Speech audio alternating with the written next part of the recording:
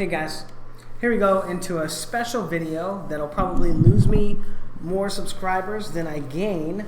It's going to have the most downvoted video on my channel, and even worse than when I talk shit about Errol Spence. Yeah, we're going to be talking today about the myth that is Roy Jones Jr. Now, a lot of people consider him one of the greatest of all time, you know, like one of the greatest of our generation. I mean, that's probably true because the generation just wasn't that great, right? That's not Jones's fault. Who knows who Jones could have been if he had better competition, or he had, you know, some fighters to really bring that out of him, you know, or, you know, maybe, I don't know, trainers, whatever. But Jones's actual boxing skills were widely overrated. Now, before anybody says he didn't need to have boxing skills, he was fast and he hit hard, we're not talking about your ability to be a world champion for as long as Roy Jones Jr. was. That's not what we're talking about, right? We're talking about your place in boxing history, and in order to figure out where that is and how good you actually are, we have to do film study. We have to watch you and see what you do well, see what you do wrong. You know, and I know there's going to be a lot of people in the comment section saying he didn't need to set up his punches. He was so fast. Or he could get away with throwing in large combinations because he had so much power. Or whatever. That doesn't... He's probably the greatest athlete in all of boxing history. Probably like hands down. If you took a vote, who's the most athletically gifted fighter ever? Roy Jones Jr. I can't even think of a close second. You know, Lomachenko, he's very good. He's also very mechanical. No one has ever been as fluid as Roy Jones Jr. And you can't deny that. But when he winds up, you know, especially in the later part of his career, as his physical gifts fade, he starts getting knocked out by everyone he fights. You can kind of tell that there's a disconnect in his ability to fight, his ability to defend himself in the ring. And we're going to get to see a lot of that as we go over through the course of this film study. But first we're going to do a round against James Toney, in which Roy Jones Jr. looks like the best thing since sliced bread, right? And it's really interesting. And then we're going to kind of talk about why, and I'll give some examples of I think I still have to do it in half speed, so it's going to take 6 minutes. I'm not going to rewind too much because I got a lot of fights I want to look at. But what was I saying? Oh, and then we're going to look at some other fights, in which case he doesn't, you know, look like sliced bread, and we'll talk about that as well. Excuse me.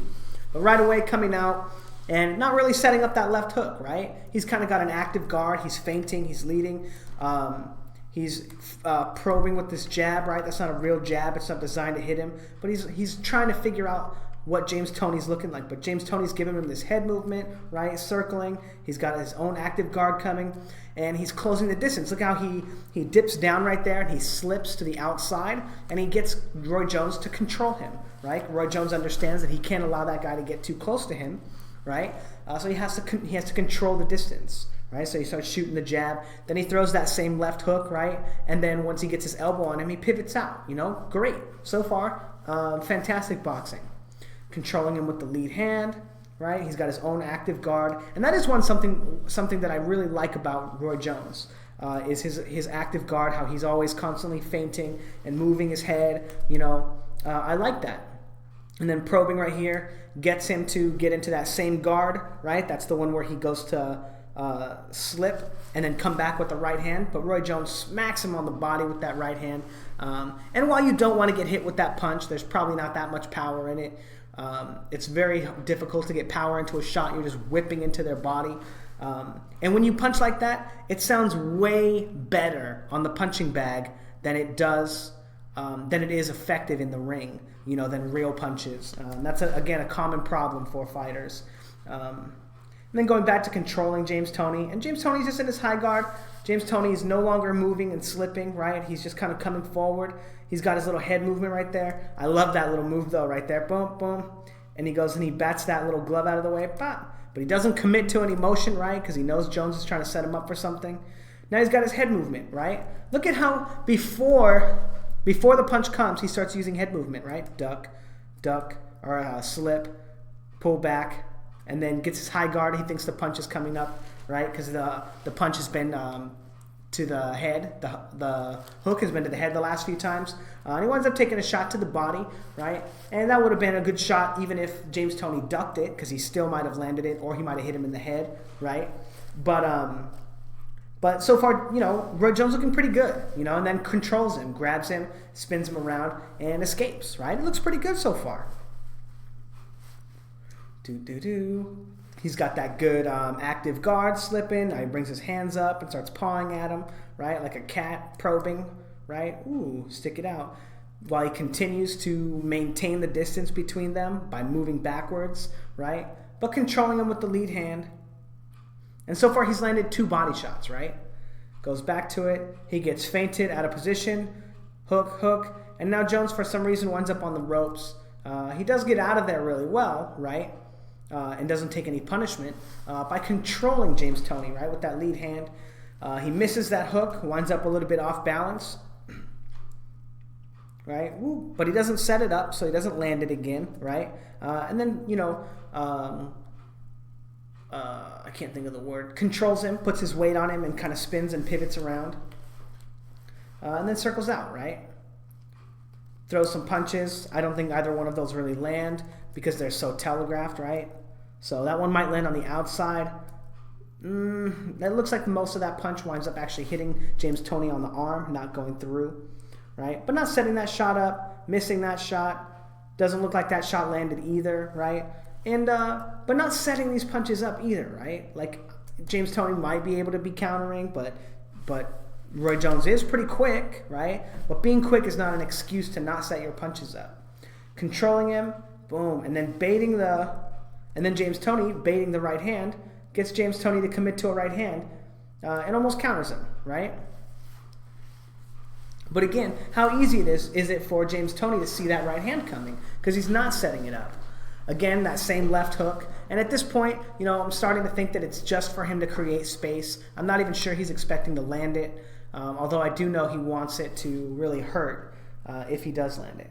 Controlling James Toney. James Toney's trying to inch forward. He's got his probing out there, controlling him. And James Toney does the right thing. Battle for lead hand dominance, right? This is a strategy for controlling your opponent, And this is really surprising me because Roy Jones doesn't use this tactic very much. He does the pawing thing, like when I called him a cat, right? Where he puts both his hands out there and kind of slows his opponents down. But this is not a trick that he uses a lot, the pawing part. And doing a good job right there, He comes in with that same easy-to-predict hook. James Toney thinks it's going to be to the head. It winds up being to the body, so he lands it. And then he pivots off the line and is able to control James Toney, right? And not take any shots. I'm not sure if that right hand lands. Well, let's take a look anyway. James Toney's not ready for it. It winds up being a lead right hand. It does look... Oh, man, I can't tell. Let's look one more time, right? But again, noticing Jones, he's not setting that shot up, right? He's just relying on the fact that he's an athlete to land the shot. It doesn't look like it lands. It looks like it bounces off his gloves. And then he throws a hook. Doesn't land, right? Throws a hook to set up the body shot or the uppercut, doesn't land. Probing jab. And then what does James Toney do once he starts seeing that jab? Waiting for the right hand, right? Waiting for the right hand. Because he's baiting it. That's what he wants Jones to throw. Jones isn't really having a lot of success anywhere else. But again, I love this little head movement from him, right? Able to control James Toney and keep him on the outside because he doesn't know what punches he's setting up, right? But what punches is he setting up? When he feints and he puts him into, he gets James Toney to slip, right? When he gets James Toney to move into a position, right? When he feints him right there, does he throw a punch? Is he feints him right there? Does he throw a punch? Does he see a punch he can set up? So what is it that Roy Jones is doing with these feints or this active guard? Is he just buying time? Well, now he's stuck on the ropes and James Toney's looking to throw punches. But this is a very common thing from Roy Jones, right? Get his hands up on somebody's shoulders or near his head, right? And then just allow them to throw punches at him, I think that's what got him knocked out by Lebedev, right? Because he doesn't have any defense, right? Let's go back to that, right? James Toney throws some punches at him, and he just moves straight back, right? Moves onto the ropes, turns away from what he thought was going to be a left hook, but wasn't, right? Unfortunately for James Toney doesn't take advantage of it by throwing a right hand, and winds up starting to get controlled as best as Jones knows how, right? And now he's on the ropes, and he's getting, hit in the side with the right hand from Toney, right? Toney's throwing a lot of punches. He misses his counter opportunity, because James Toney's not protecting himself on that side. He's throwing punches, so Roy Jones throws his own, and he's able to get away, right? But no defense so far, right? His only defense, right, which is okay, is his active guard, right? Slipping to the outside right there, feinting him. He lands a good body shot right there, off of a feint, right? Feints him right here with the jab. Makes him think that the 2 is going to come over the top, but he goes to the body instead. Not the greatest punch, right? But great, right? And then as soon as James Toney starts coming back with some shots, right? Roy Jones brings both of his hands away from his head, right? So he's not blocking any shots. He's not able to block. If James Toney comes back with the left hook right here, he might be able to really crack Roy Jones. But Roy Jones does do a decent job right there of kind of pivoting out and turning and getting away, which is something that's not super common for him, to be honest. Boom. And now he shoots a 1-2, right? He's not setting it up. He's got that kind of active guard to try to hide it. And he flicks the jab out there, misses the 2. But luckily for him, he smothers his opponent, right? And this wound up being a very popular style of defense that Freddie Roach started using in like the early 2000s that made boxing kind of unbearable to watch his fighters, other than Manny Pacquiao. And then he lands another shot on the inside, but he takes a right hand as well. And the reason that is because he stays on the line with James Toney.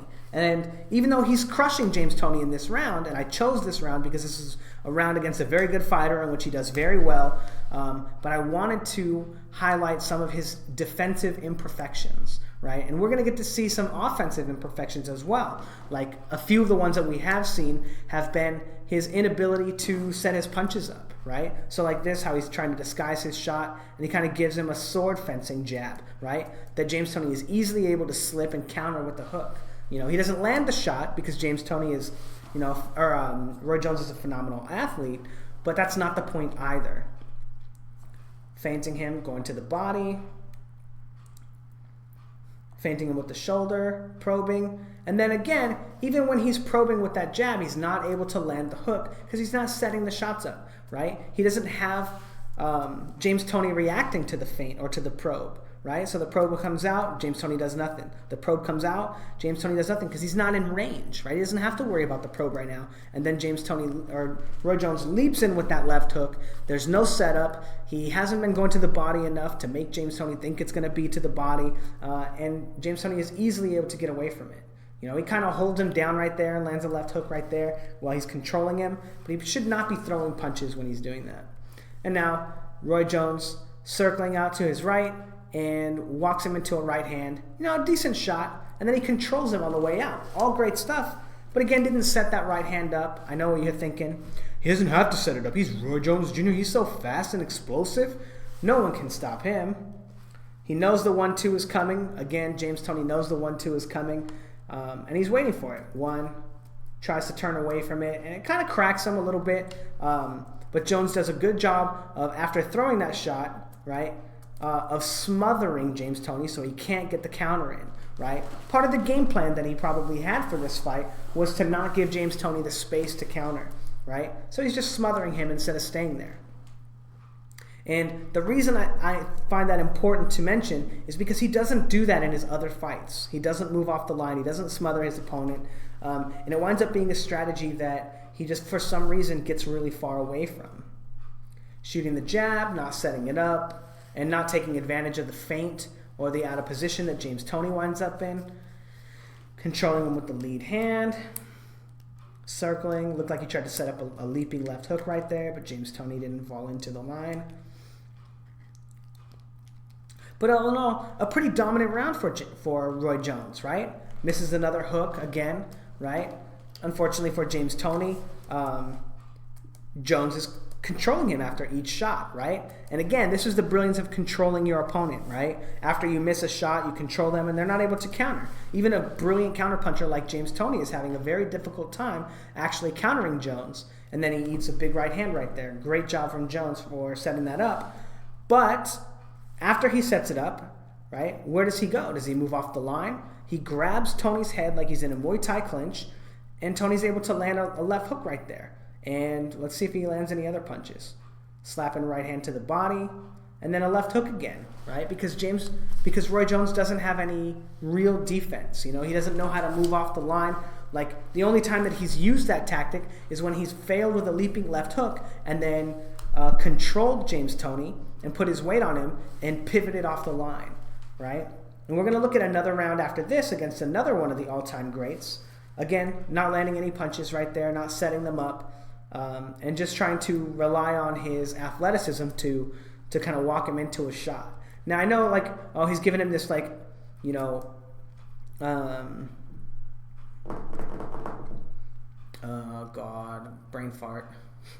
He's giving him that active guard, right, where he's, like, kind of rolling and slipping. But it's not effective. It's not getting James Toney out of position. It's not even hiding any punches because it's in such an unorthodox style, right? Remember when he was whipping his hands forward and rolling them forward, and then he threw that fencing jab that was kind of like a back fist? That's not even a legal punch, right? So another way that he's slipping is able to disguise any punches, so James Toney doesn't have to worry about it. He's still going to see those punches coming.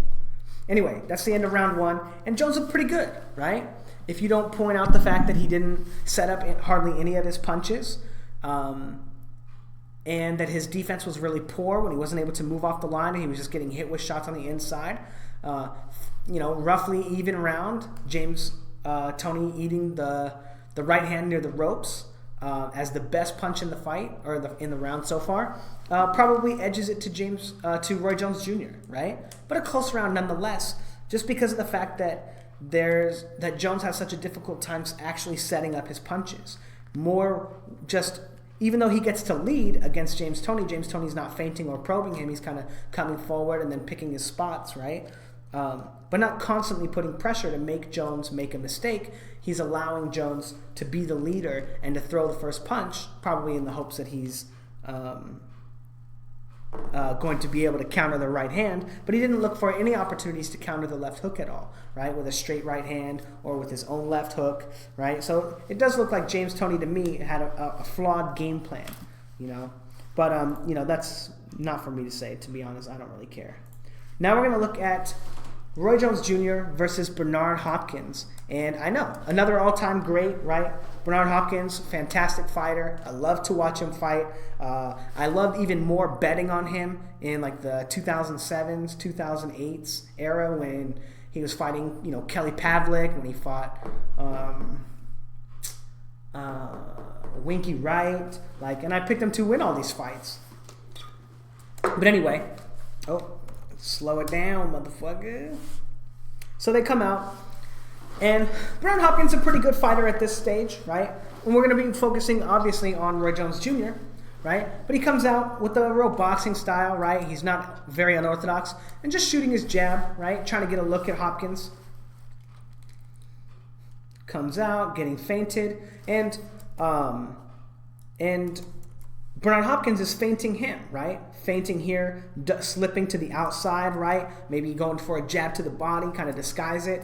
Shoots a jab right there, but it's not close enough that he would hit him. It's just on his gloves, right? Testing the water, right? And one of the reason that I did James Toney round first, Roy Jones looked like the best thing since sliced bread in that fight, right? In that round. He looked phenomenal. But I want to discuss now how ordinary of a fighter he looks fighting Bernard Hopkins, somebody who's going to fight for the control of the space between them, right? With the feinting, with the probing, with the very aggressive style. Something that Bernard Hopkins kind of lost somewhere along the way when he became almost like pure counterpuncher. But we're going to be highlighting how Jones is, how ineffective Jones winds up being once you're able to control the space between him between you and him, and how little of an ability Roy Jones had to continue to take control of that space, and how easy it was to take it from him, right? Because he looked like he knew how to set his punches up very well in the first fight, but this one's going to really highlight his inability to set his punches up, and how he used his athleticism over his actual boxing skill. But Bernard Hopkins feinting, right? And then slipping the counter and going to the body. Now let's kind of take a look at that and make sure it doesn't land. I don't want to seem too silly.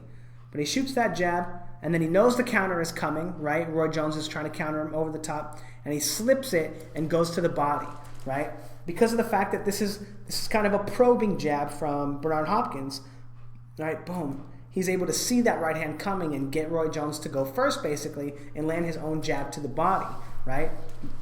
Showing, that Bernard Hopkins is a very good fighter, right? But also an inability of Roy Jones to pick out traps or to, I don't know. It's just, very risky. But anyway, moving on. Leaping left hook, really not set up at all. Boom. And it doesn't look like it lands. It looks like it lands behind Bernard Hopkins' head, right? But you can't really tell. Oh no. The beginning. Whoops. Okay.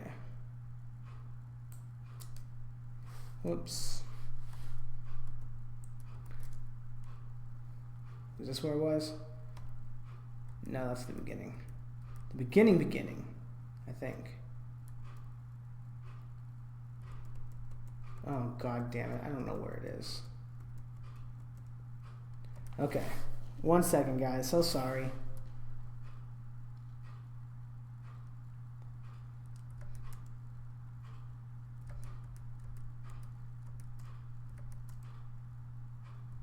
We're definitely not that far.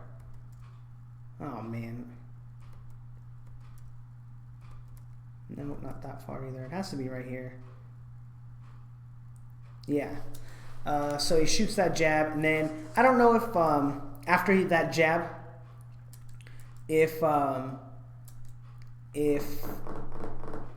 he thought he was going to shoot a jab to the body and he was trying to counter, right? In the same vein that he went to the body last time, like in the last exchange. But he shoots that left hook, and it gets blocked by Bernard because he's not setting it up, right? Moving forward, and then immediately, Bernard Hopkins seizing control of the space between them, shooting that jab and feinting against Roy Jones, right? And Roy, back then, there were a few times where he would fly forward with his jab, Mr. Hopkins, and then fly forward with the right hand too.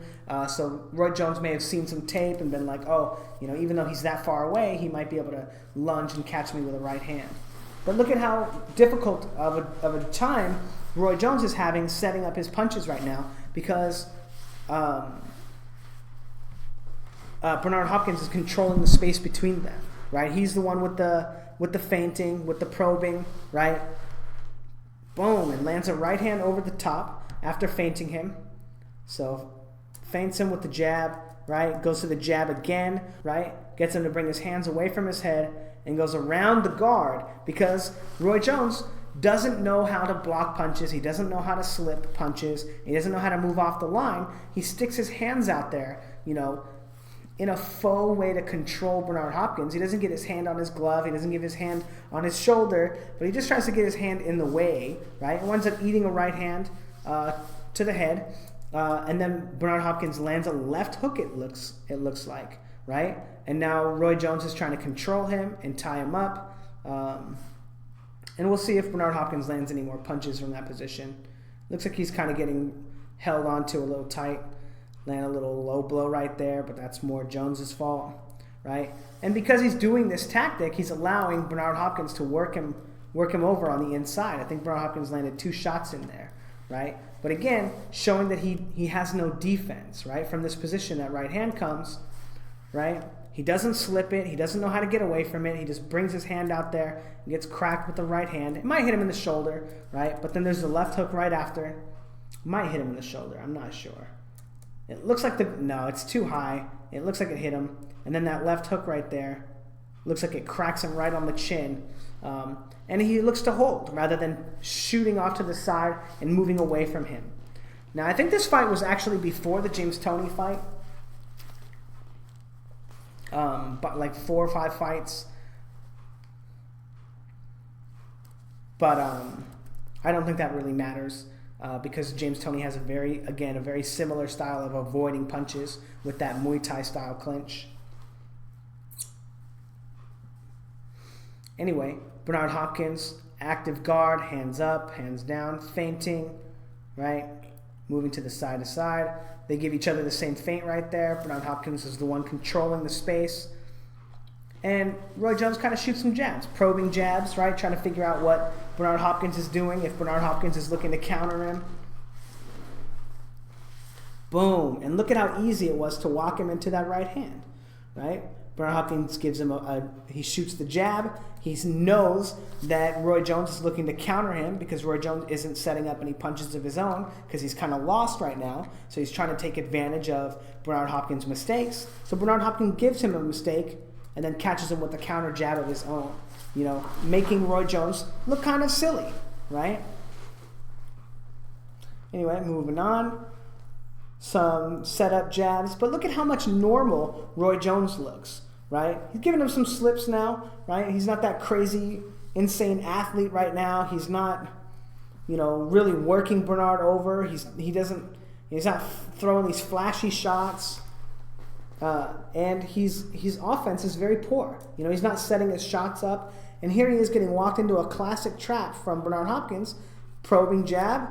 He goes to pull counter it and misses, and then Bernard Hopkins lands a great jab on him, to the back of the head, kind of. Not really, but, the top of the ear, kind of.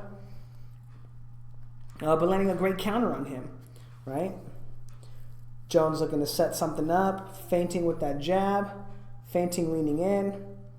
And then as soon as he starts feinting and leaning in, Bernard Hopkins goes to control the space between them, feinting him himself. Bernard Hopkins with some good feints. Roy Jones trying to change levels on him. And what does he do?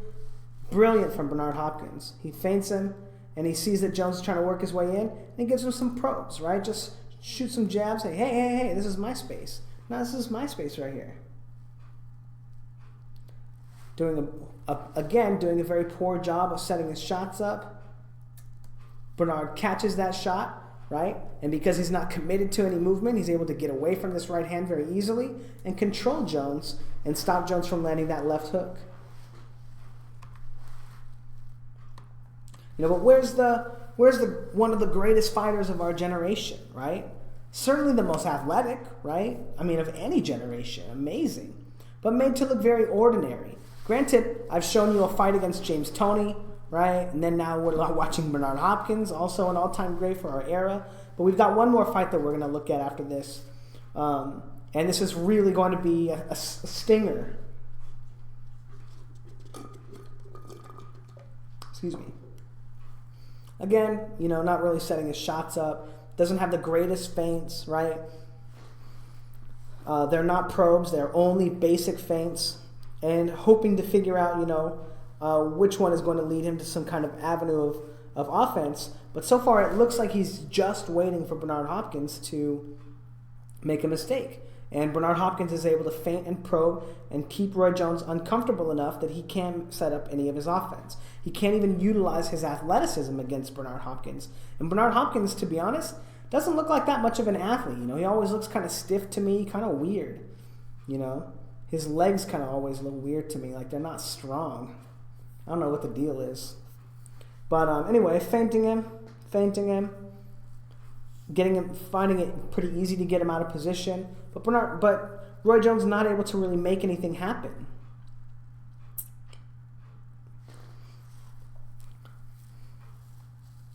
Now, I don't know what happens in the rest of this fight. Like, I didn't watch it for this film study. I think I watched 2 rounds, 3 rounds of this one and 2 rounds of him versus James Toney. Maybe I watched 5 rounds of that one recently. Anyway, I've seen the James Toney fight before, obviously because of the chicken thing, right? But So I don't know. Maybe Jones picks it up. Maybe Jones figures something out, right?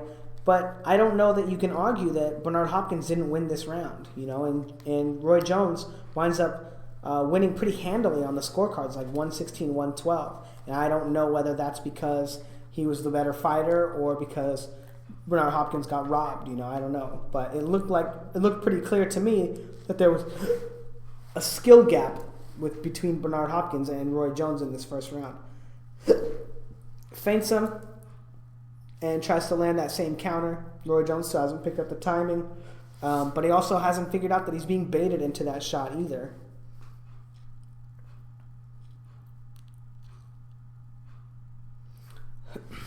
But anyway, Roy Jones looking pretty normal, right? Would you even know that was Roy Jones if it didn't say it in the title? Probably not, right? Now we're going to look at Roy Jones versus Lane Malinga, right? And this guy's claim to fame that he'd never been knocked out or something and never knocked down or I don't know what. But we're going to look at a guy who was like, 25-6 or something, a real average fighter, a tough guy, but a real average fighter. And this is later in Roy Jones' career, after he won the title and after he fought James Toney and after he really filled into the middleweight division. He looks, as you can see, he looks much bigger here. Maybe super middleweight, but Roy Jones feinting, doing a good job of controlling him, right? Giving him a lot of feints, very active, switching side to side, moving, right? Giving him kind of different looks. But he's too far away to set any punches up, right? Doing a good job of controlling his glove, right? And look at this. What is this, right? Are we in real time? We're in real time. He flashes his hands open like this. He's not setting up a punch like that, right? He's distracting you, but he's not setting up a punch like that. And then the way that he slips to the inside right here, it's a hard feint, right? There's nothing soft about this. There's no way for him to pull back, right? He's got to slip the next shot as if it's a real shot, but he might wind up just walking into a shot instead. But he's not probing with that shot. It's very committed, right? So a lot of definite feinting, right? But not really able to pick anything up off of it. Number one, because he's not close enough to his opponent to feint him, really. How do you feint from that distance? I'm not sure. Maybe because of his explosive lead left hooks, right? Feinting him now as they get closer. Not really setting anything up yet. And then goes to shoot that left hook, his patented left hook. Let's see if it even lands before he gets stuck. Boom. Doesn't even look like it lands at all. It might land, I'm not sure. Let's take a look at it again. But because he doesn't set the punch up at all, right? He just comes out, he opens his gloves up, right? And maybe that's what he sets up with him sticking his gloves out like that, right? To desensitize him. Oh, how's he reacting? Because this is how I throw a left hook, right? But boom, he winds up walking just flush into that shot. You can't really tell if Malinga gets hit with that shot. I can't really tell if it hits him on the shoulder or on the side of the face. But Malinga does a good job of moving off the line and then pivoting off and getting off the line with Jones after landing that shot. But again, Jones is having a hard time setting up his shots. Even if he did land that, he ate a shot first, which is definitely not where you want to be.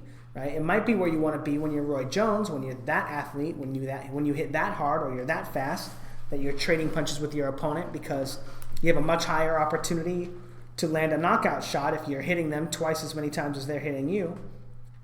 But here we have Roy Jones trying to set up some shots again, shooting the double jab, right? But these are setup punches, right? He's not really trying to land that shot. He knows he's not in range to really punch him, but what he's trying to do is set some shots up. And we're going to get to see how limited Roy Jones is in his offense and his ability to set his punches up by how slow this round goes, right? Not able to make anything happen off those counters, right?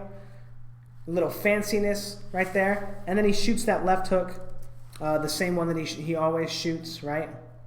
And he blocks it, right? It looks like he blocks it But it's not set up. It's easy to see for his opponent. And his opponent's not even that great of a fighter, right? That's the other part that you have to remember is this guy, he's not a great fighter, you know?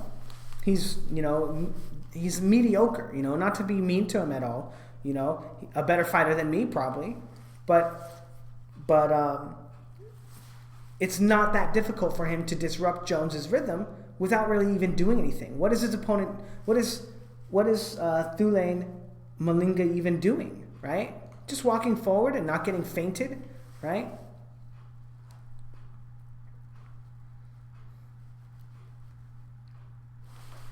But again, Roy Jones circling out, sticking his lead hand out there, trying to test the waters, trying to see how Lane is going to react. And Lane starts taking steps back. Now he slips to the inside and rolls, right? Slips to the inside and rolls, right? Maybe Jones can shoot that jab again and walk him into a right uppercut. Maybe that would be a good idea. Lane slips to the inside again, slipping to the inside becoming a habit. And Jones, finally lands a jab to the body, a minute and 45 seconds into the round, and he's officially on my book landed one punch. And Lane has landed one as well. Maybe Jones has landed 2 or 3, but think about that, right? One of the greatest fighters ever, fighting a guy with 6 losses, and he's landed less punches than there are minutes in the round. Then minutes in the round have gone by, right? Less than 1 punch a minute, roughly. Why is it so hard for him to get this guy out of position, right? Why is it so hard to feint him and get him to try to counter?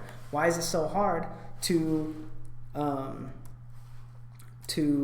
set up his punches, right? Look at how animated Lane is, right? Roy Jones puts his hands up like this, and Lane ducks down and changes levels. Why isn't Roy Jones able to make offense out of that, right? This guy responds again. Look at these feints, right? Feints him once. He brings his gloves together. Feints him again. Brings his gloves together and pushes both his hands forward. Then he takes a step back. He responds to all of these feints. Again, feinted right there. Feinted right there. Feinted right there. All shaky and out of position. But Roy Jones is not having any success. Roy Jones isn't able to land any punches, right? Why not? Why is he having such a difficult time, right? Throws a 1, 2, 3 right there, and it doesn't look like he lands even a single punch. A 3, blocked, right hand, misses, and a left hook that looks like it might land on his rib cage, right? But then he eats a body shot himself, right? Actually, it might land on his leg. It's probably in the legal part of the belly, right? Just because Roy's trunks are a little high. Actually, they're not that high. You can see Roy's belly button. But again, not important, right? That it doesn't land cleanly. But he's so open for it because he's staying on the line to throw combinations at his opponent, right? Very dangerous, right? Not something that you want to do. You want to move off the line right away. But anyway, coming forward, finally sets up his first punch, right? He feints him with the jab, throws the right hand to the body, and then pivots out to the side. Good job for him, right? And it's interesting, too, doing these film studies is because it feels like Floyd Mayweather tried to pattern himself off of Roy Jones Jr., right? The left hooks, the lead left hooks, and now we've got this right hand slapping to the body and then shooting out to the side, right? Mayweather made this famous very well throughout his career, shooting straight right hand and then pivoting out to the side, especially to the right side, which is very difficult. I don't know if you guys have ever tried that. Boom. But then pivoting back off that way because your weight is on your left leg, so it would feel like you would have to hop from your... Anyway, moving on. Very difficult. Very, very difficult. Boom, tries to set up a right hand. It doesn't work. It doesn't land. And Roy Jones feeling confident that he's finally set up some punches, right? And now he's so easily able to get this guy out of position, right? Feints him again. Why doesn't he throw a right hand to the body? Why doesn't he throw an uppercut, right? He gets him completely out of position, but he's not able to land any shots, right? Oh, man. And then what happens? He slips to the inside, right, like he's been doing before, and he's able to hide a right hand that he lands right on Roy Jones Jr., right, on this guy, You know, one of the greatest fighters of all time, he just gets walked right into a right hand like it's nothing, right? Granted, it's not a huge punch, but you don't want to be getting hit with free punches, right? And then Roy Jones tries to retaliate and throws a very telegraphed right hand, and the guy gets his guard up, right? It looks like it wraps around his glove, and it doesn't land. I don't know why my thing unfroze right there when I tried to pause it, but boom, and fucker. We'll look at it frame by frame. Don't be so quick, Roy. It doesn't, it looks like it touches his chin a little bit, right? But not a huge power punch because he's kind of slapping and winging his hand, right? You still don't want to get hit by it, right? But not a huge punch. But his opponent is able to see it coming still, right? And kind of turn away from it and try to get his guard up, right?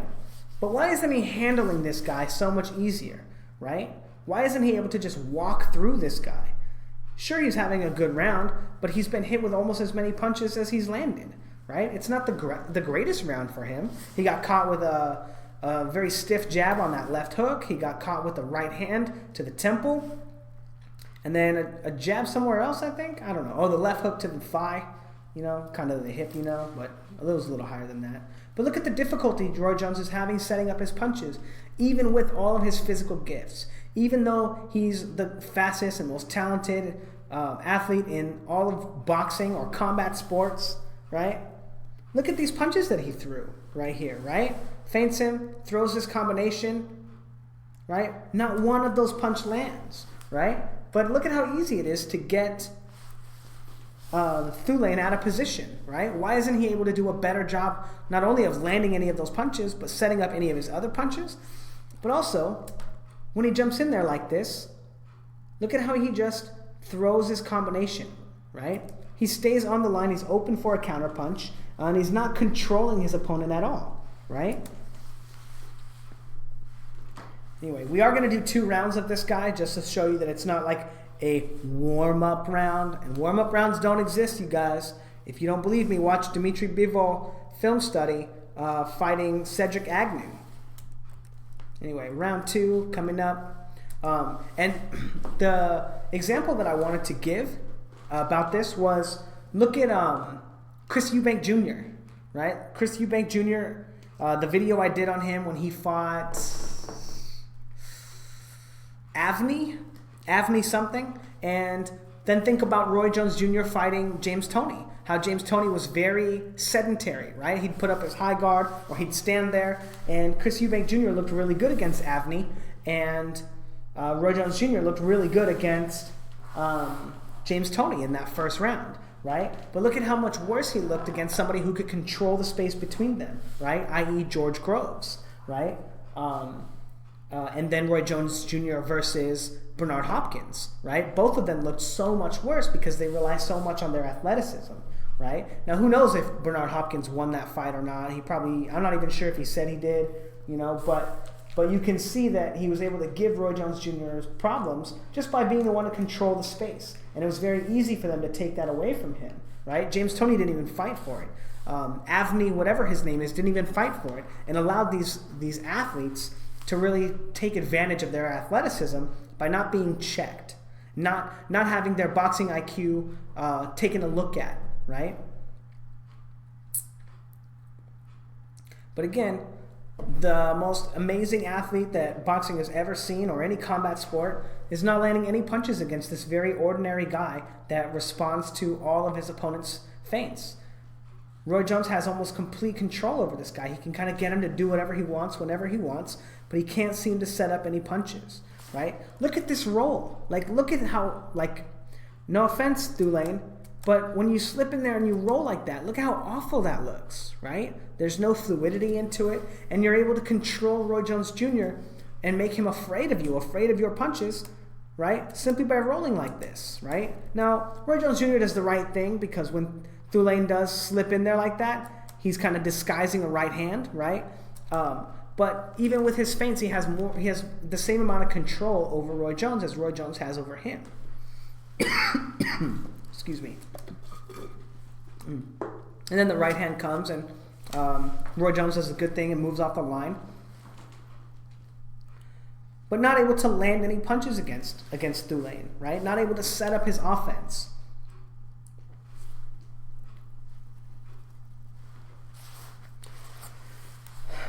Feinting him. You know, not a lot going on, right? And why is that, you know? Because Roy Jones is waiting for his opponent to make a mistake. Because Roy Jones doesn't know how to make his opponent make a mistake, right? Look at how many times has Lane used a roll to get away from a straight punch. Why isn't Roy Jones able to walk him into an uppercut here and really make him pay for it? Why isn't Roy Jones just pivoting and taking an angle on him and crashing hard hooks to his body? Decent counter right there from Roy Jones, but he gets feinted and then eats a body shot right there, even though he does land that left hook. But again, did his opponent set this up super well, right? He just changes levels, right? He explodes. He's circling off, then he explodes, telegraphs that he's about to come forward and throw a punch, lands the punch, and does get countered, right? But he's not having to set up his punches either. You know, he's not having a difficult time landing his shots. Being completely controlled right now, right? And still, Roy Jones isn't able to land any offense. Again, controlling him right there with the jab. But again, Lane isn't actually fighting for lead hand dominance. He doesn't have an active guard. He's kind of just standing in front of him and being completely controlled by Roy Jones and able to not take any punishment. And I was going somewhere with that, I swear to God. But very similar to that guy Avni, right? That George Groves fought, right? Now, Lane looking to go to the body like he did before because he had success with that punch. It looks like it might hit him on the hip, but it does look like Roy Jones lands a good body shot on the way out. I'm not sure if the other hook lands. Doesn't look like it, and then the other one does, that last punch does. But Roy Jones not even having as much success as Eubank Jr. was having against Avni. God, I wish I could remember that guy's name. When this guy is probably much, much, much more limited of a fighter than Avni is.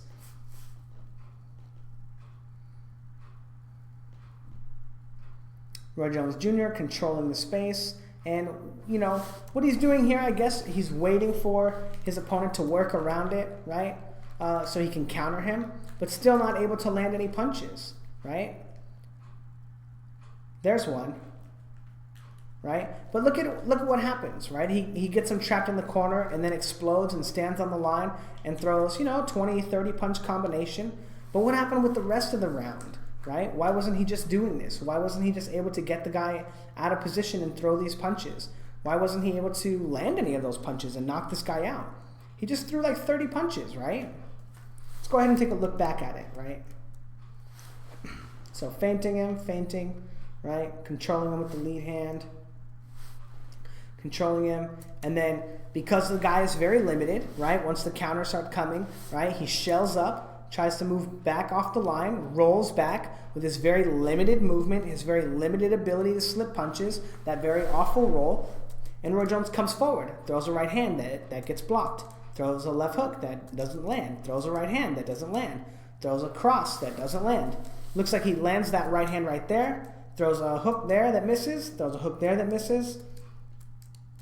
Left hook that lands, a right hook that looks like it lands to the body, left hook that misses, left hook that misses. It looked like that right hook missed too. Looked like both of those punches missed. Looks like all those punches missed. Maybe that left hook landed. That one didn't. Those 3 punches did not land.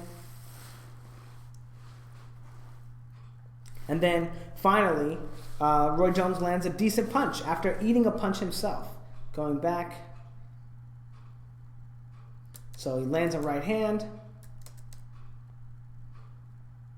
And then he lands that left hook to the top of his head that really wobbles him. But look at all the danger that he puts himself in, right? To land these shots, right? He got cracked with one counter right hand and was on the line and threw like a 30-punch combination, in which only around 3 punches landed. And he was on the line ready for a counter the whole time. I'm not sure that. I don't think that lands either. But again, not really able to land that much offense, even though he's one of the greatest fighters of all time. How many of these punches are actually landing, right? Missed that one, eats a left hook to the body. And after he throws these shots, right, throws that right hand, and he stays on the line again with his opponent because he tries to shift forward, right, shoots that right hand, tries to shift forward and throw a left hook, and boom, winds up getting caught with a shot and then almost getting caught with another shot and almost going to that Thai style like clinch where he holds you in front of him, right? But he does a good job of getting off the line there after. I'm not sure if he eats that jab. I didn't even want to rewind it, to be honest. But not really setting it up either, right? And almost lands. Coming forward, his opponent's... Look at how awful his... Oh, God, I don't want to be mean to this guy, but look at how basic he is, right? Just leans forward, throws this hook, comes forward, throws another hook, misses, right? Comes over with the right hand that looks like it lands. The left hook looks like it lands. But look at Jones's defense, right? Is this how you would see Gennady Golovkin defending himself? Jermell or Jamal Charlo? What about Errol Spence? Right? Floyd Mayweather? And who is he fighting that's making him look this bad? In the second round, right? This is not the 11th round where they're both tired. Jones switching southpaw, trying to land some punches, not setting any of those punches up and doesn't land them. Doesn't land any punches there. Again, having a very difficult time landing or setting up any punches against a fighter who has very limited physical skills. What the hell happened? Did Roy Jones actually land one of those? I thought he missed both of them. Misses. It looks like it misses. Does it land on the top of his head?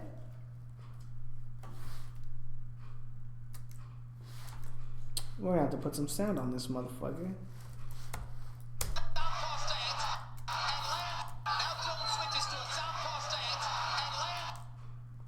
I guess. I didn't hear any sound that made it sound like he landed any shots.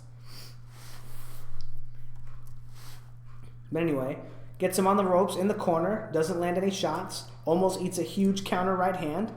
That gets him going back to his defense.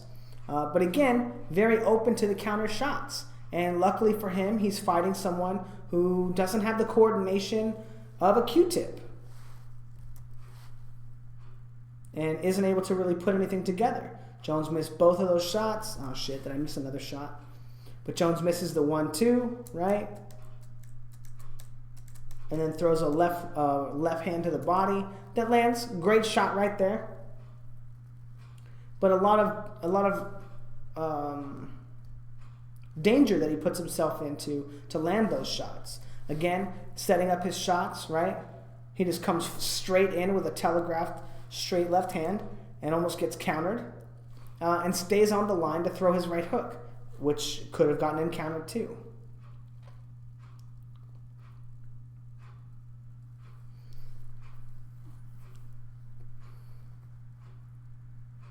Now, I know Roy Jones would argue that it's not that he never fought nobody, it's that he made him look like nobody. Come on, you guys. You guys gonna tell me this is not a nobody? Again, not setting up his punches, right? Has complete control of this guy, right? Look at the feint, right? Feints him right there, gets him to bring his glove up. Feints him right there, gets him to cross block, right? And then he goes to throw this left hook, right? And what does he do? He slips it to the inside and throws his own counter, right? It doesn't land, right? He could have thrown it to the body or made sure he got it over Jones's arm a little better. But Jones very open and susceptible to a counter from a guy that doesn't look like he could flip a pancake, you know?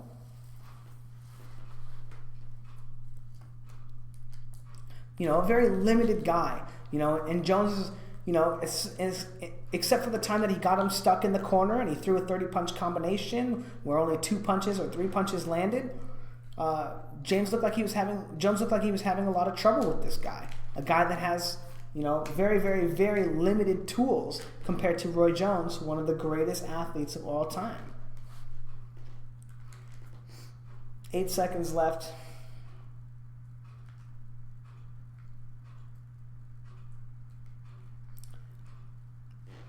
And I don't know why Jones is styling left-handed right now. He hasn't been having any success.